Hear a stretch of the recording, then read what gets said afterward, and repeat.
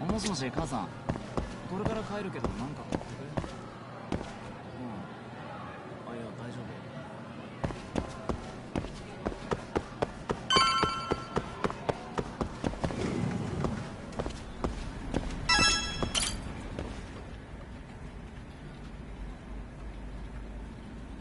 Got a minute? No, not for you. I really have nothing more to say. What if I told you it's looking more and more likely Ihara-san had a hand in Mikoshiba's death? Well, it doesn't concern me. Ihara-san believes Mikoshiba tormented Toshiro-kun so badly that he took his own life. But neither the third-party investigation nor the courts were on his side. So what's the truth here?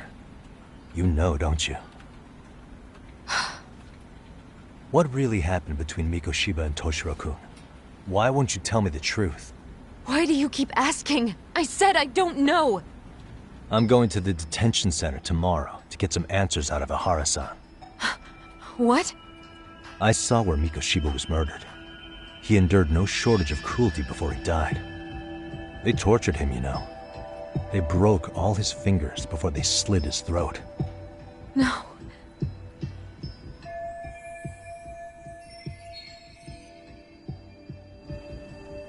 And somehow Ihara-san knew Mikoshiba would be killed on the day he got caught for groping. It's like he did it to prove he had nothing to do with the murder. But maybe that wasn't his real objective at all. Huh? I think he wanted to signal that he'd finally avenged his son. The body belongs to a guy named Hiro Mikoshiba. 4 years ago, this man took my son from me by driving him to commit suicide. If I'm gonna face him tomorrow, I can't go in without some ammunition. So, 4 years ago, did Mikoshiba bully Toshiro-kun or not? That's all I want to know. My answer won't change. There's no evidence Mikoshiba-kun did anything wrong. Are you sure about that? Take a look at this. That's...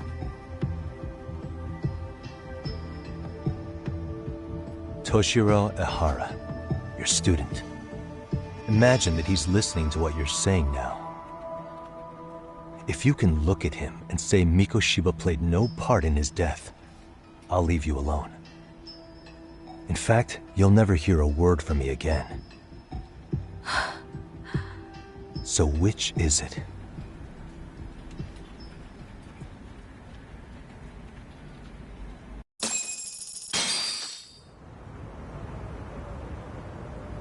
"4 years ago, not long after I'd transferred here to teach English.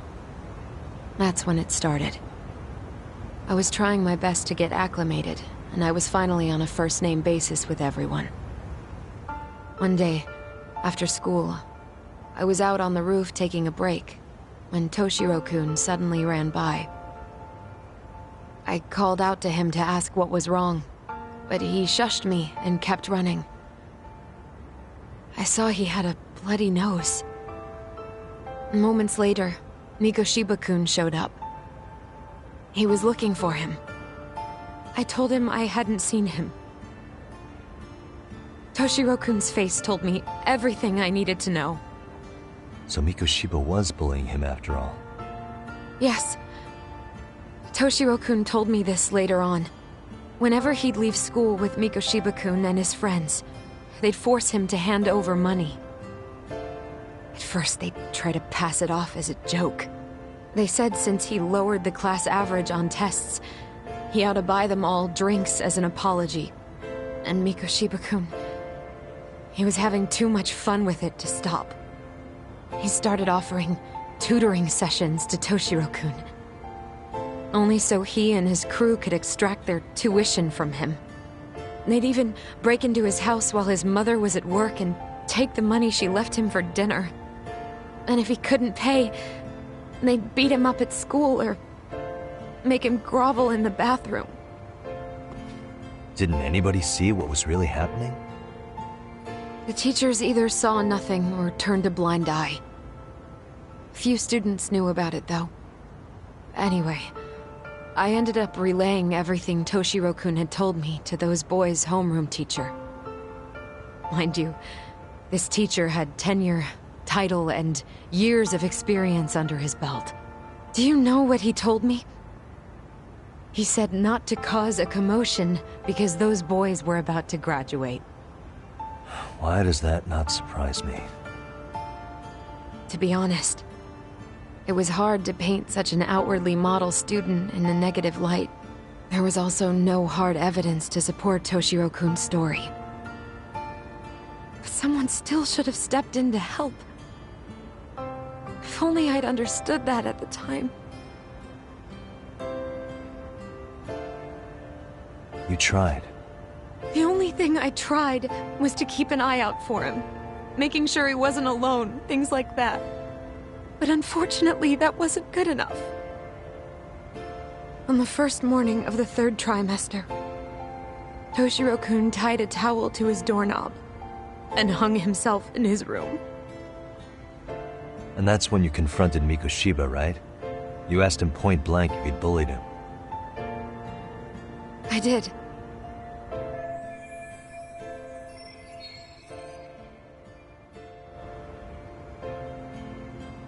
Mikoshiba-kun pretended to know nothing.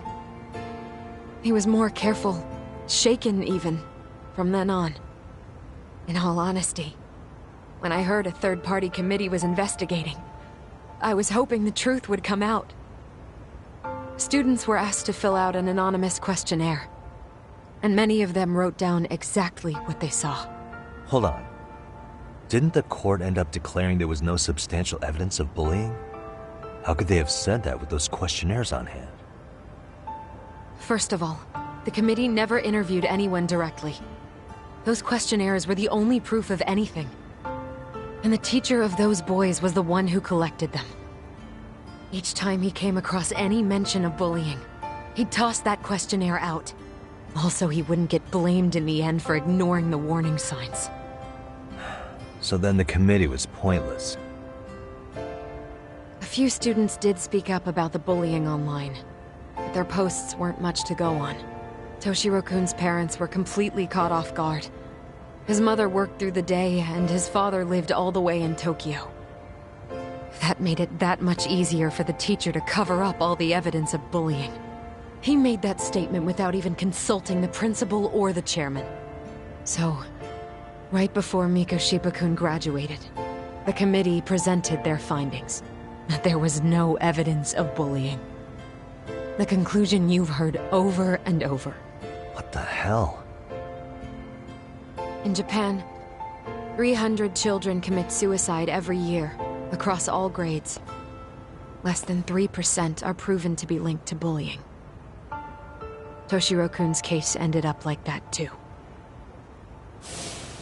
But Ehara-san wasn't satisfied with those findings. So he sued Seiryo High, demanding compensation for Toshiro-kun's death. As the trial dragged on, I was eventually called to the witness stand. Of course, my intention was to let everything I knew out into the open. But before that could happen, that damn teacher came with the school's attorney to see how I would testify. They didn't want you making them look bad, huh? Of course not. That's when I first learned what he did with those incriminating questionnaires. They had no choice but to reveal everything to me, to try and sway me to their side. I guess they were just that desperate. After all, I was the only adult who Toshiro-kun confided in. I don't think he'd spoken to his parents about it once. So yes, that's why there was never any objective evidence of bullying. It wasn't like I had a mind to record our conversations. And I hadn't personally witnessed it either. The school attorney saw fit to remind me that the law says innocent until proven guilty. And if I couldn't produce tangible evidence, then I shouldn't be accusing Mikoshiba-kun.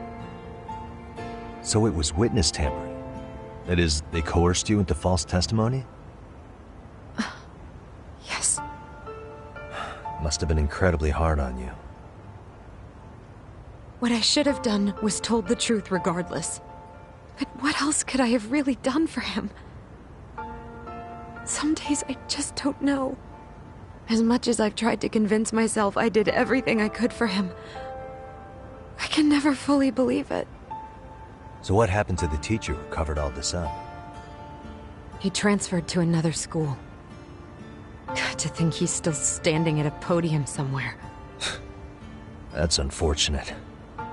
Even so, I don't have the right to place the blame solely on him.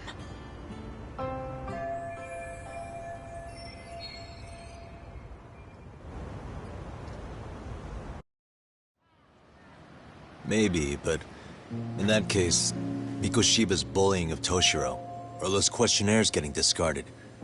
Have you ever told anyone else? No. I've been silent. Yagami-san, you know what? Back when I was a student in high school, I witnessed bullying firsthand. There was this kid. My classmates pushed him too far. And one day he just jumped off the roof. Off the roof? By some miracle, he survived the fall. And he's been in a coma for the last 13 years. Nobody knows if he'll ever wake up. His name is Mitsuru, and he may never open his eyes to the world again. His mom watches him, but she works full-time. She's a higher-up in the government. I'm sorry to hear it. The worst part is that his teacher knew. He even talked to the bullies about it. But all he said was, "Don't overdo it."